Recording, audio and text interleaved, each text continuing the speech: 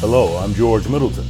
Welcome to Deconstructing Race, a critical thought podcast where we deconstruct race and its social issues like this. A country emerging from protests of pain. After the killing of George Floyd, I cannot breathe. Viral moments of racial bias caught on tape. I'm going to tell them there's an African-American man threatening my life. And the deadly shooting of Ahmaud Arbery.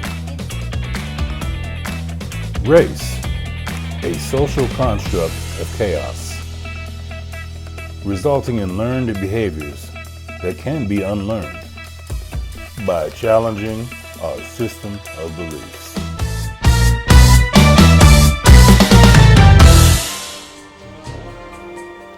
Let's begin. We have well-known leaders in our political, law enforcement, religious, judicial, and other systemic areas of society that unabashedly assert systemic racism does not exist in our country. I would not say just broadly that we have systemic racism. To be clear, do you believe systemic racism exists here? No, I don't. I don't know what systemic racism means. There's systemic racism, Mr. Forrest. No, I don't think there's systemic racism. There's racism. I'm with the cops. If you got any doubt about where I'm going to be, I'm going to be with the cops. There is systemic racism in this country. The policing reforms that we need are a symptom of a deeper problem that we have to look at. To me, when they suggest that somehow this is not a matter of individual responsibility, but it somehow is systemic, that just doesn't ring true to me. To say that there's systemic racism belies the fact that people in general are not racist. Now, there are systemic issues that do lead to poorer outcomes for African Americans, but those are not related to racism. Those are related to the environments where they grow up and, not having fathers in the home. You're saying that police officers are more likely to shoot a black person because They're less likely. They are less likely because they know that if they shoot a black person, then they will face an inquisition if they shoot that black person. So they have to be pretty sure that that black person needs to be shot. Teresa Greenfield has stated that our law enforcement system is systemically racist, meaning that our law enforcement officers are racist. I don't believe that. We have systemic racism in all of our systems and have for generations, including our policing system. But that is not saying that our police officers are racist. Systemic, what is systemic? That means there's a system of. Well, if there's a system, somebody had to create that system. Someone is operating and nurturing that system along to keep it going. I don't know who in our country is doing that. To say that the United States falls into that category of systemic, sir, that belies the fact that we had a war among the United States over that issue to cleanse our country of that issue. Clearly, the country is not on the same page about all issues race and racism. There are three significant behaviors that present obstacles to productive discussions in effectively addressing race. 1. Denial of its existence. 2. A lack of understanding in what the words race, racist, and racism actually are. And 3. The lack of education on exactly what the concept of race is and how it originated. For the sake of clarity, let's look at some tangible examples on a national level of what we are actually talking about as it pertains to systemic racism. Example number 1, the NFL concussion scandal. The NFL's concussion settlement process continues to be under attack for the way that it determines the eligibility of black players for benefits. If a black former player and a white former player receive the exact same raw scores on a battery of tests designed to measure their current cognitive functioning, The black player is presumed to have suffered less impairment, and he is, therefore, less likely to qualify for compensation. To a lawsuit claiming the NFL uses race as a factor in determining which former players are compensated for head injuries. Ryan Smith has the exclusive report. Former defensive lineman Kevin Henry played 8 seasons for the Pittsburgh Steelers. Stop by Kevin Henry. Now, he says he's battling memory loss, headaches, depression, and bouts of anger. All symptoms of what he suspects are the long-term effects of the head injuries he sustained on the field. Football doesn't give you an expiration date. You just expire. I've had 10 concussions or more. I've had at least 17 surgeries. 17. And I'm still getting them. In 2017, a neurologist determined that Henry was suffering from a cognitive decline consistent with mild dementia. So Henry submitted a claim to the landmark 2013 NFL concussion settlement program, which paid eligible former players suffering from the effects of head injuries. What was the result of the claim you filed? I was denied, and we're asked to function in our daily lives like normal human beings. In its rejection of Henry's claim, the claims administrator questioned whether his performance on the test was valid and asserted that the doctor used inappropriate norms. 2 years later, Henry went in for another evaluation with a neuropsychologist. Now, this clinician used an NFL-recommended formula that took into account age, gender, education, and race, and concluded that Henry did not qualify for compensation. How did you react when you learned that there was a different standard being used for black players to get benefits as compared to white players? I felt so betrayed, and I still feel that way. 2 different systems? How can that be okay? Why should that be okay? It's a controversial practice commonly known as race norming. In medicine, it's supposed to help doctors make better diagnoses by using race to make assumptions about a patient's background. But critics say it is not an accurate tool and has no place in the settlement program. Well, the effect of using this race norm for the NFL is that it drastically limits the amount of damages they're going to have to pay out.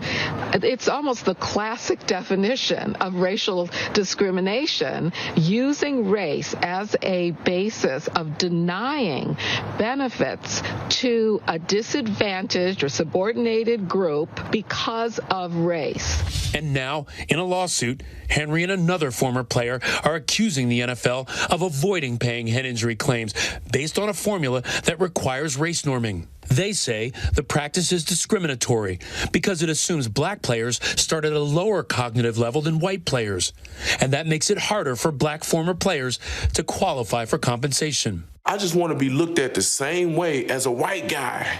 We went out together and we played hard together. It wasn't no white or black thing. We lost together, we won together. If it isn't systemic racism, then what is it? Example number 2. Racial real estate practices on home appraisals. A young lady from Indianapolis, Indiana, felt both vindicated and excited, relieved and angry. For months, she suspected she had been lowballed on 2 home appraisals because she's black. She decided to put that suspicion to the test and asked a white family friend to stand in for her during an appraisal. Her home's value suddenly shot up. A lot. During the early months of the coronavirus pandemic last year, the first 2 appraisers who visited her home valued it at $125,000 and $110,000 respectively. But that third appraisal went differently. To get that one, Duffy, who is African American, communicated with the appraiser strictly via email, stripped her home of all signs of her racial and cultural identity, and had the white husband of a friend stand in for her during the appraiser's visit. The home's new value, $259,000. When I got that first appraisal back, I was upset. And then there was some language in the appraisal that just didn't sit right with me.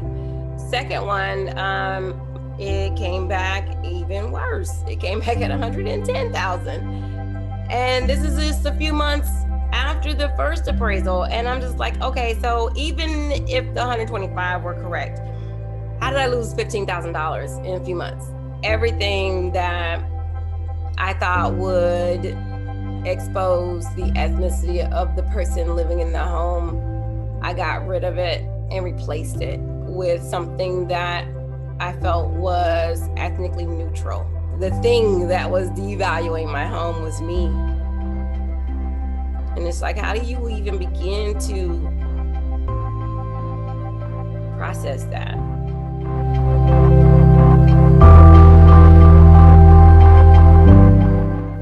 If it isn't systemic racism, then what is it? Example number 3.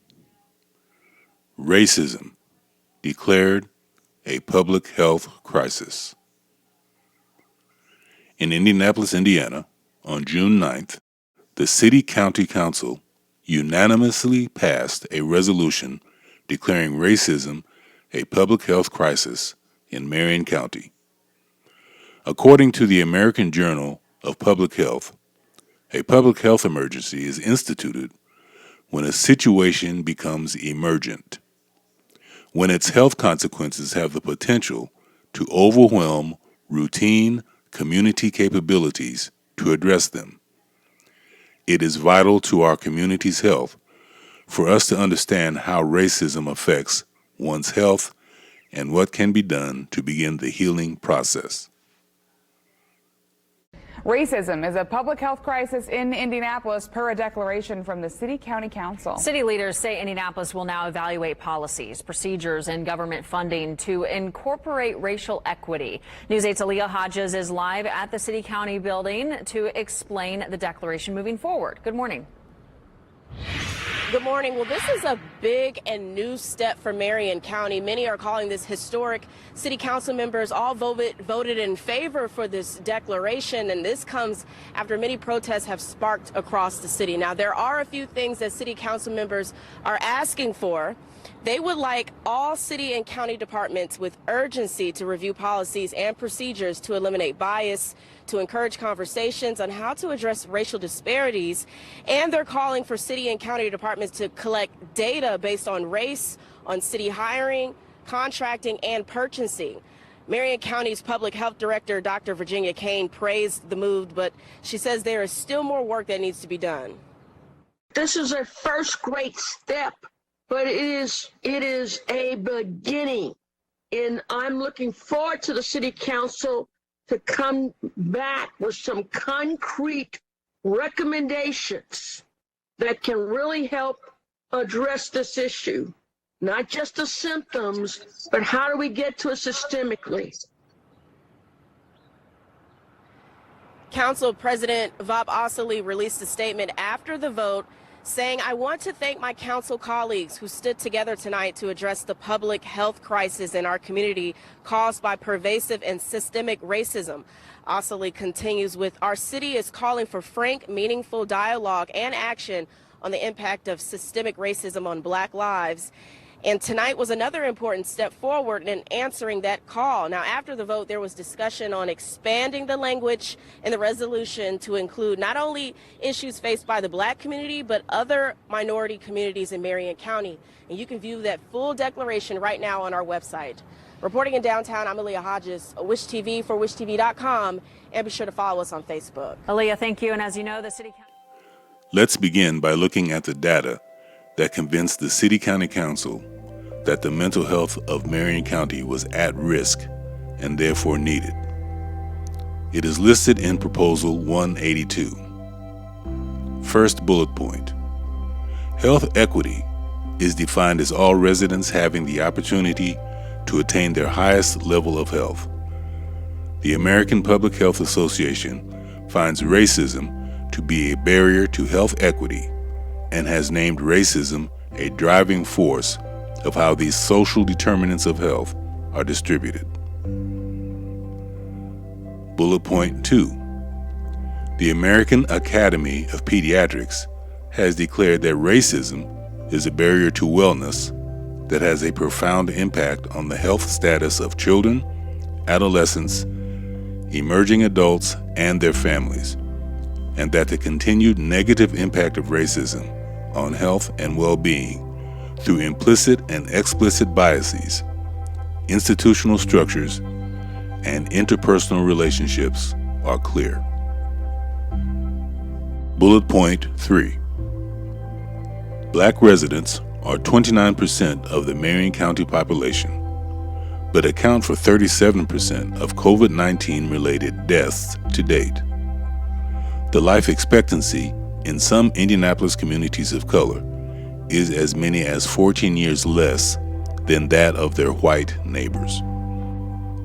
So, in view of these statistics, again I ask you, if it isn't systemic racism, then what is it?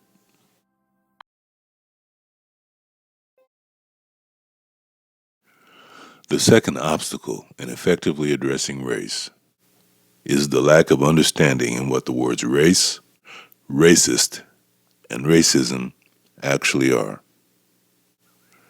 Let's look at a typical example of a dysfunctional discussion on this issue. Chairman, I yield the rest of my time. Mr. Chairman, I ask that her words, when she's referring to an individual member of this body, be taken down and stricken from the record. I'm sure she didn't intend to do this, but if anyone knows my record as it relates, it should be you, Mr. Chairman. Mr. Chairman, I would like to... Hold on. I want the words read back. No. We want to know exactly what she said me. about a colleague. Excuse me. Would you like to rephrase that statement, Ms. Tlaib? Thank you, Mr. Chairman. I can actually read it from here. Just to make a note, Mr. Chairman, that just because someone has a person of color, a black person working for them, does not mean they are racist. And it is insensitive that someone would even say racist, say it is racist in itself, and to use a black woman as a prop to prove it otherwise. And I can submit this for the record. If a colleague is thinking that that's what I'm saying, I'm just saying that's what I believe to have happened. And if, as a person of color in this committee, that's how I felt at that moment, and I wanted to express that. But I am not calling the gentleman, Mr. Meadows, a racist for doing so. I'm saying that in itself, it is a racist act. Well, I hope not, Mr. Chairman, because I need to be clear on this particular... Mr. Chairman... Mr. Meadows, wait a minute. I've defended you with false accusations. Mr. Meadows, I'm the chair. Yes, sir, you are. Thank you. Right. I will clear this up. Now, Ms. Tlaib, I want to make sure I understand. You were not intending to call Mr. Meadows a racist, is that right? No, Mr. Chairman, I do not call Mr. Meadows a racist. No, I am trying, hold as on. a person of color, Mr. Chairman, just to express myself and how I felt at that moment. And so, just for the record, that's what was my intention. All right. All right. Mr. Meadows. Mr. Chairman, there's nothing more personal to me than my relationship. My nieces and nephews are people of color. Not many people know that. You know that, Mr. Chairman. And to indicate that I asked someone who is a personal friend of the Trump family, who has worked for him, who knows this particular individual, that she's coming in to be a prop, it's racist to suggest that I asked her to come in here for that reason. Mr. President, the president's own person, she's a family member. She loves this family. She came in because she felt like the President of the United States was getting falsely accused. And Mr. Chairman, you and I have a personal relationship that's not based on color. And to even go down this direction is wrong, Mr. Chairman. First of all, I want to thank the gentleman for what you have stated. If there's anyone who is sensitive with regard to race, it's me. Son of former sharecroppers that were basically slaves. So I get it. I listened very carefully to Ms. Salih, and I think, and I don't want to, I'm not going to put words in her mouth, but I think she said that she was not calling you a racist. And I thought that we could clarify Mr. that. Meadows, that was not my intention, and I do apologize if that's what it sounded like, but I said someone in general. And as everybody knows in this chamber, I'm pretty direct, so if I wanted to say that, I would have, but that's not what I said. And thank you, Mr. Chairman, for allowing me to clarify, but again, I said someone. And again, I was not referring to you at all as a racist. Racist. The most misused and misunderstood word in any racial discussion. There are as many definitions of the word as there are the number of people in any discussion that you might find yourself in. You should have a full grasp in the understanding of the terms race ideology, racist, and racism before beginning these conversations. Let's begin with race ideology. Often race is discussed on a very superficial level. We only go skin deep, when actually race ideology is more impacting on a subconscious level.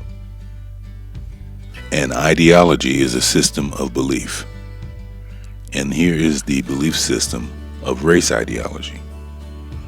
Racial classification systems were developed as the European explored and colonized the globe and found that there were physical differences between people. These differences were used to justify colonization, conversion, and even slavery and genocide.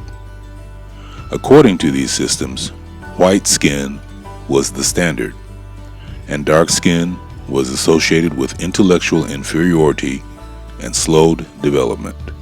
With this understanding of race ideology in mind, what are the implications for the word racist? Notice the last three letters, the suffix ist.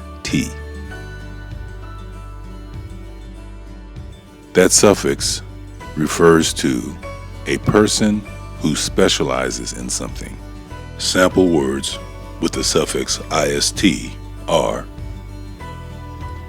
geologist, a person who specializes in geology; violinist, a person who specializes in playing the violin; idealist, a person who specializes in ideas; pragmatist, a person who specializes in the practical.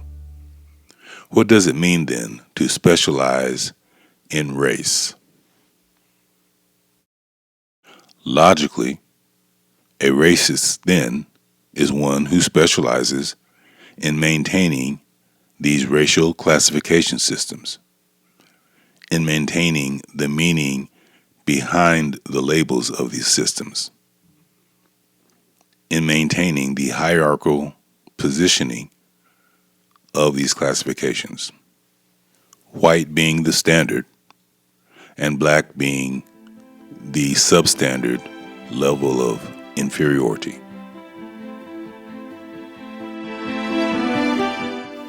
Racism. Race, ism, a combination of the root word race, the ideology, and the suffix ism.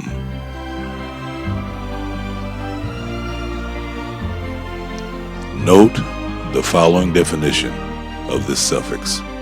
Ism.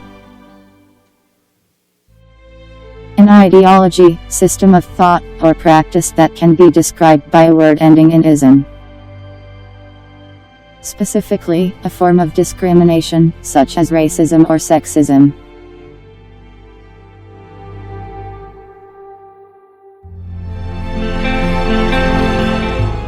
Note the intersectionality of these words and definitions as it pertains to the concept of systemic racism, ideology, system of thought, practice. Race is not skin color. Race is an ideology about skin color, a system of thought about skin color, and a practice based on skin color. Merriam-Webster's is soon to update its definition of the word racism to include the systemic nature in its meaning. Merriam-Webster is now revising its definition of racism. 22 News reporter Hector Molina is live in front of the Merriam-Webster building in Springfield to explain what's behind this adjustment. This happened after a Missouri woman's emails claimed that the meaning of the word fell short of including the systemic oppression of certain groups of people. Kennedy Mitchum says people would argue with her about the definition of racism, and she realized the problem was in the Merriam-Webster's dictionary. Peter Sokolowski, editor-at-large of Merriam-Webster, which is based here in Springfield, says the definition also covers the sense that Mitchum was seeking, and they will make its wording even more clear in the next release. He says this is the kind of continuous revision that is part of keeping the dictionary up to date. The systemic elements of racism have become a central point of the protests that have spread throughout the country after the killing of George Floyd. And because of the protests, many laws and police policies are being rewritten. If it isn't systemic racism, then what is it? Let's put all we've learned today into perspective. We've learned that our medical professionals are using race in their diagnostic assessments. We've learned that our real estate professionals are using race in their appraisal of home values. We've learned that organizations such as the American Public Health Association, American Academy of Pediatrics, American College of Physicians, American Psychological Association, American Medical Association, and others of its like have declared racism a public health crisis. And we've learned that even the Merriam-Webster's dictionary will soon be updating its definition of racism to include the systemic nature of it. There was a statement made by one of the systemic racism deniers earlier in the podcast that I think bears further exploration. Systemic? What is systemic? That means there's a system of. Well, if there's a system, somebody had to create that system. Someone is operating and nurturing that system along to keep it going. I don't know who in our country is doing that. We now know and understand that systemic racism is not contingent on the actions of an individual.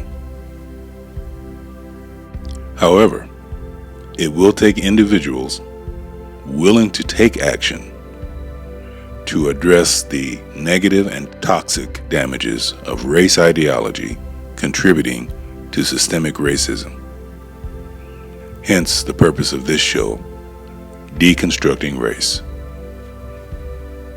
In our podcast today, we have learned the definition of race ideology, racist, and racism.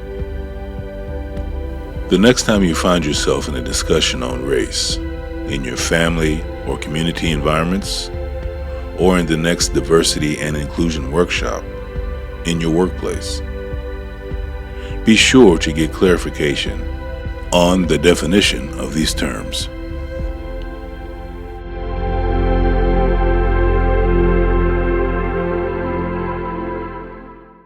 If you would like to learn more about the principles of racial deconstruction, I am available for consultation. My works in this area are available on Amazon. If you have opinions and perspectives on any of the subject matter discussed on this platform, you are invited to become a guest on this show. Please continue to follow this podcast and all of the ensuing discussions on this platform. And together, let's deconstruct race.